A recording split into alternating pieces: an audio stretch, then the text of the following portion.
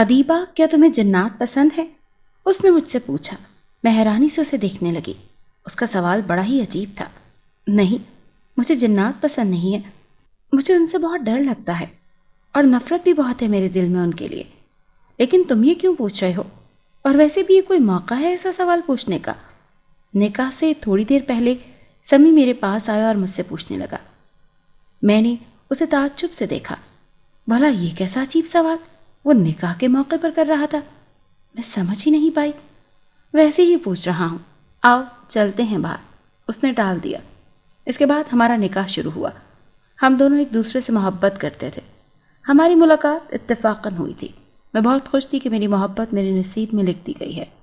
میں نے اور سمی نے بہت خوبصورت دن گزارے، لیکن ایک دن اچانک وہ ہوا جس کا کوئی تصور بھی نہیں کر سکتا۔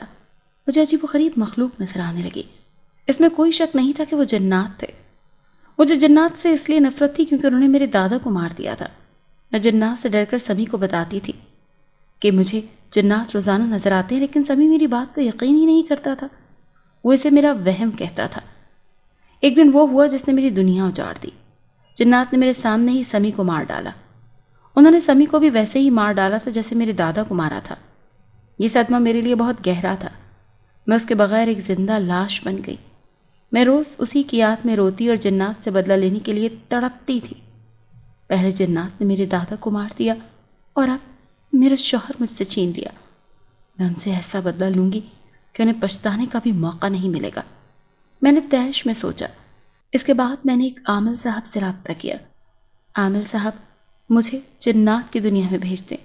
مجھے ان جنات سے بدلہ لینا ہے جنہوں نے میرے دادا اور میرے شوہر کو مار ڈالا۔ میں انہیں تڑپتا ہوا دیکھنا چاہتی ہوں، ورنہ مجھے سکون نہیں ملے گا۔ میں روتے ہوئے کہہ رہی تھی۔ عامل صاحب بہت نیک اور شریف انسان تھے۔ انہوں نے میری باتوں کو غور سے سنا تھا۔ میں تمہاری مدد کروں گا بیٹا۔ وہ فوری راضی ہو گئے تھے۔ اس کے بعد انہوں نے مجھے کچھ ضروری ہدایات دیں اور پھر اپنا عمل شروع کیا۔ میں جنات کی دنیا میں پہنچ گئی تھی۔ عامل صاحب نے کہا تھا پہلے میں شہنشاہ جنات کے پاس جاؤں اور انہیں جنات کی شکایت لگاؤں۔ اب میں شہنشاہ جنات کے محل میں جا رہی تھی۔ میں نے سمی کے بغیر بہت مشکل سے دن اور راتیں گزاری تھیں۔ اس کے ہجر میں نے اپنا سب کچھ گوا دیا تھا۔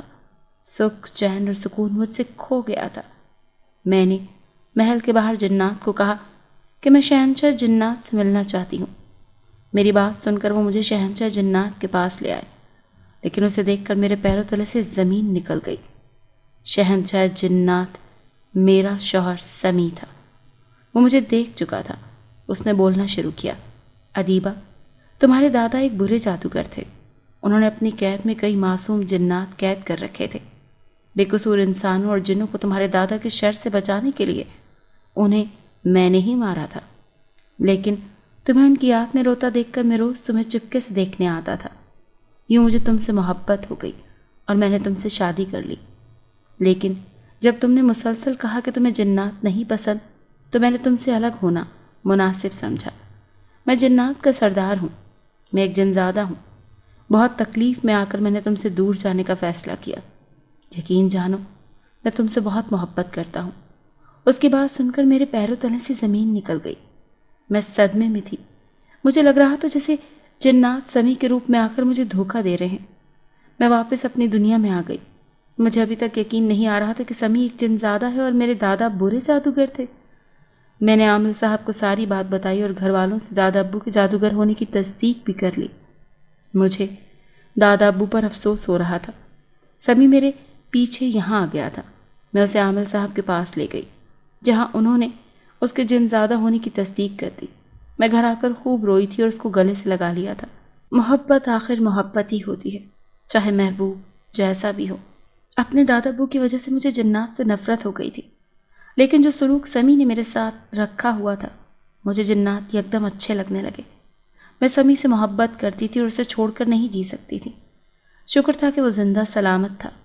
مجھے اب دوبارہ چھوڑ کر مت جانا سمی، تو مجھے اس جنزادے والے روپ میں بھی قبول ہو۔ میں نے روتے ہوئے کہا، وعدہ، میں کبھی نہیں جاؤں گا۔ میں تمہارے بغیر نہیں رہ سکتا۔ وہ میرے آنسو صاف کرتے ہوئے بولا۔ میں مسکرا دی تھی۔ مجھے جو غلط فہمی ہوئی تھی وہ دور ہو گئی تھی۔ اگر وقت پر غلط فہمیاں دور کر لی جائیں تو زندگی واپس خوبصورت ہو سکتی ہے۔